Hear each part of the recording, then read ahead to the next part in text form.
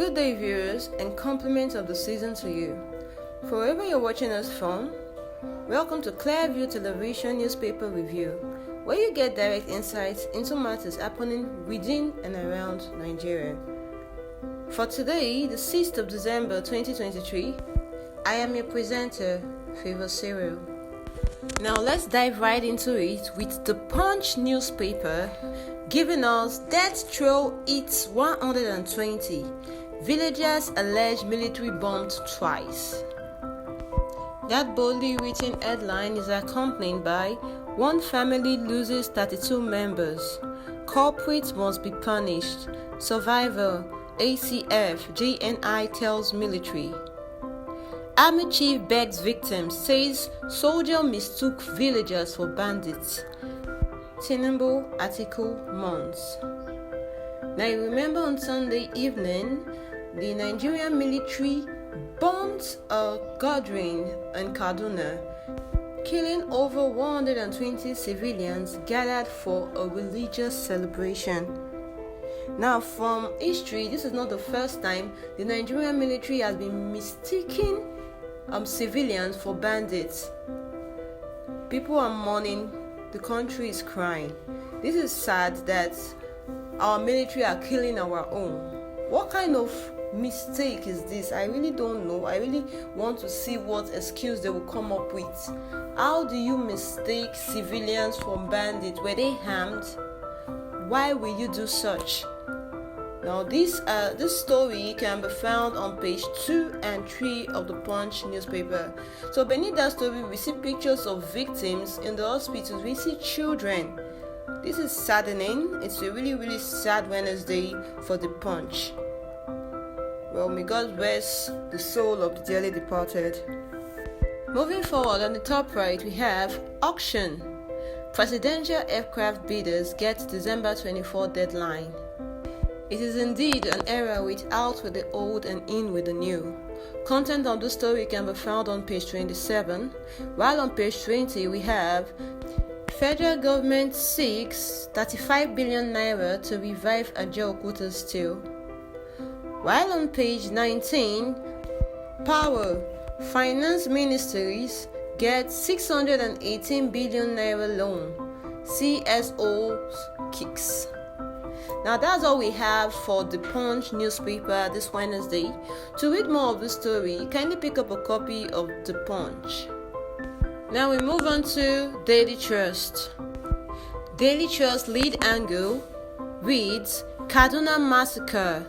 Northern leaders, others demand compensation.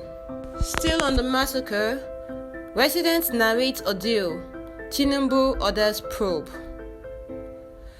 Now, militaries are saying we were pursuing terrorists. Earlier, I said I would like to know the reason why civilians will be mistaken for bandits. So, militaries are saying in Daily Trust that they were pursuing terrorists. Is that excuse enough, I wonder? Your statement insensitive. Oh, okay. So it happens I'm not the only one that thinks that's quite insensitive. Shehu Sani is telling the military that that statement is very insensitive. Sanusi, Bamali, others call for calm. Still on the massacre, Amnesty International is of the opinion that the attack is a product of recklessness. Content of the story can be found on page 4. Now, beneath that boldly written headline, you see pictures of mass burials, families of the victims, which we here at Clearview Television sympathize with. Now, if you look to the top right of Daily Trust, we see 2024 Tinubu Shetima trips meal to gulp 10 billion naira as Villa's animal gets 201 million naira.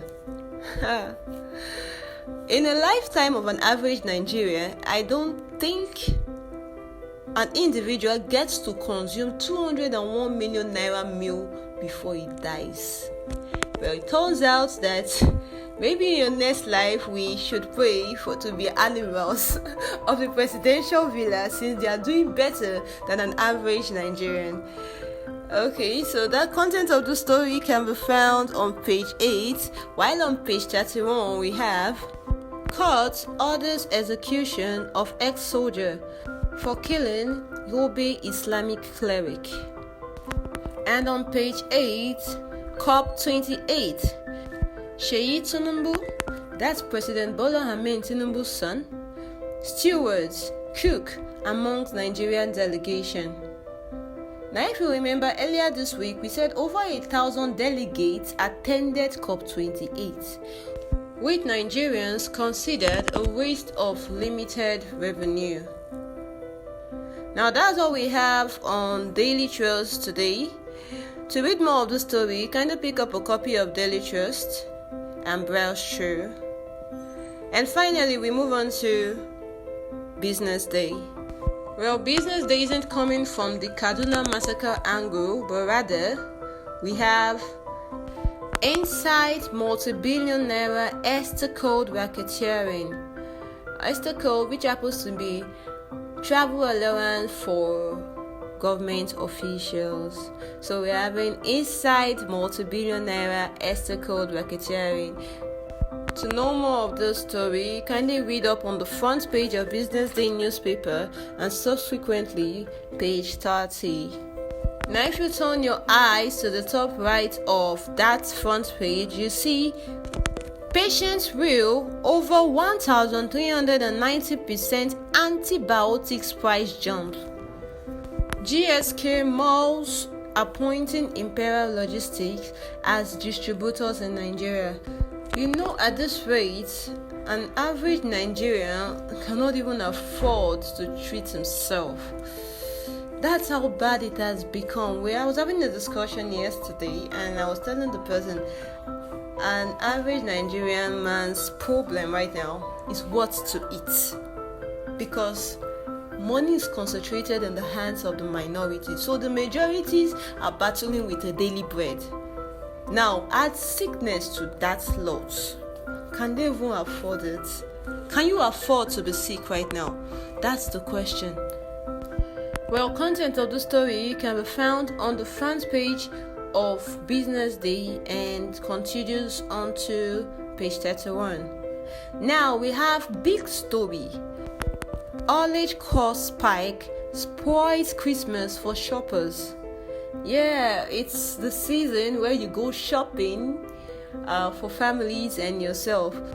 But it seems like due to the current situation, very few people will be having such privilege. Add that to the haulage, the cost of haulage, I think it will be fewer people. Content of the story will be found on the front page and subsequently page 2. Beneath that, we see holiday makers to pay higher for interstate trips.